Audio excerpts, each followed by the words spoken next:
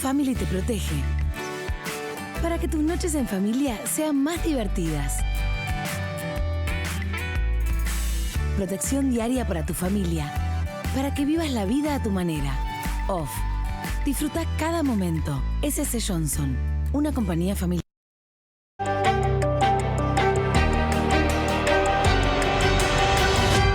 Lo que les había anticipado, está Esteban Lafuente con nosotros para contarnos detalles. Claro, estaba previsto y finalmente se está desarrollando la decisión de que se congelen los alquileres en Berlín durante 5 años. Así es, Vivi. A partir de este año y por 5 años los alquileres no van a subir. Esto aplica a las propiedades construidas hasta 2014, no a las nuevas. Sí. Te voy a explicar un poco por qué es la búsqueda de esta decisión.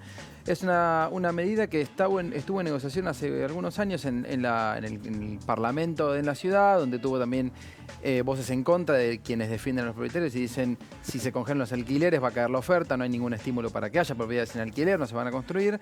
Pero lo cierto es que en una ciudad que hace décadas supo ser una de las más baratas de Europa después de la reunificación, un montón de viviendas vacías y un montón de jóvenes, estudiantes, artistas, un montón de gente queriendo ir a vivir a la ciudad, empezó a haber muchísima especulación, una suba muy fuerte en el valor de las propiedades y de los alquileres. Claro. En los últimos 5 años subió un 30% el valor de los alquileres en un país que tiene una inflación de 2010 que es debajo del 2% anual. Dios mío. Entonces, si mirás en 5 años, la inflación redondeando fue del 6%, las propiedades subieron 30% el valor de los alquileres.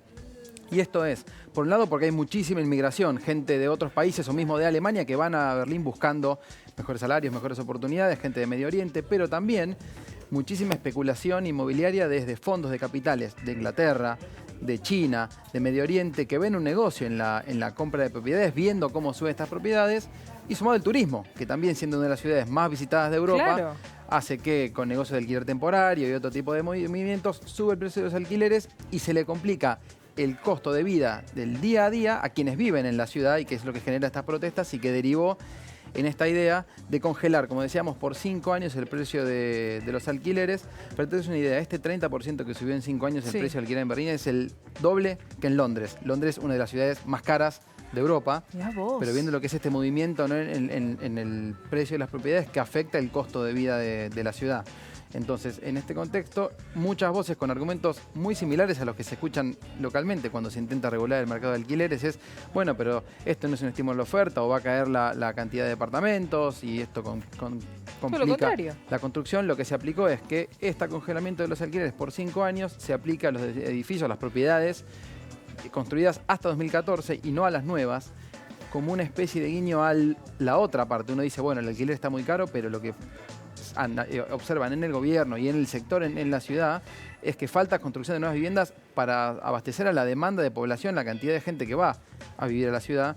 Entonces lo que se busca con esto es generar algún tipo de estímulo también a que haya más construcción, auspiciado por el Estado, que de hecho el año pasado, en una otra movida que intentó operar o intervenir sobre el precio de las propiedades, compró departamentos históricos en la ciudad y los entregó a la ciudad para que la ciudad pueda así alquilarlos en un mecanismo de alquiler estatal o subsidiado, para darle algún tipo de oportunidad a quienes quieren alquilar en la ciudad y no tener que ir al mercado con los precios exorbitantes que estábamos viendo. Ahora, ¿los alquileres son relativamente accesibles? No se consiguen, y lo que estaba ocurriendo mucho, como te decía, por un lado es que suben el precio de las propiedades por muchísima inversión inmobiliaria. De hecho, hubo una historia muy reciente, muy interesante de un medio Bloomberg, un medio especializado en finanzas. Esta cuestión es que hablaba de un bar chiquito, típico de los de Berlín, así como muy pintarrajeado, con muchos artistas, que quisieron, bueno, ¿y este edificio de quién es? Y empezaron a buscar en las cartas que llegaban al bar de quién era el edificio de la propiedad, y empezaron a buscar, y había un montón de firmas offshore y de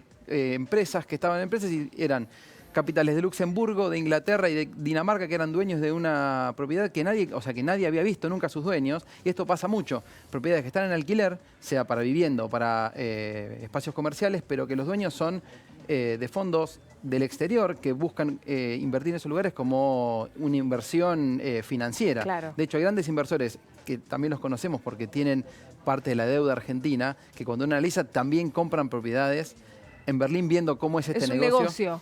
Es un negocio, claro. Lo que termina pasando es que suben los precios y se complica a partir de los ingresos la vida para quienes viven en la ciudad, que no consiguen propiedad accesible y tienen que o bien salir de la ciudad o irse a barrios más lejanos o, como pasa ahora, reclamarle al gobierno que tome algún tipo de medidas. Ahora, ¿pueden pedir otras ciudades de Alemania algo similar? Y están oposiciones porque, de hecho, los partidos de centro-derecha reclaman tomando la posición de, bueno, si se regulan estos precios, lo que no va a haber estímulo a la construcción de nuevas viviendas, que es lo que falta. Esto es una decisión que se tomó en la ciudad, no en el país. Sí.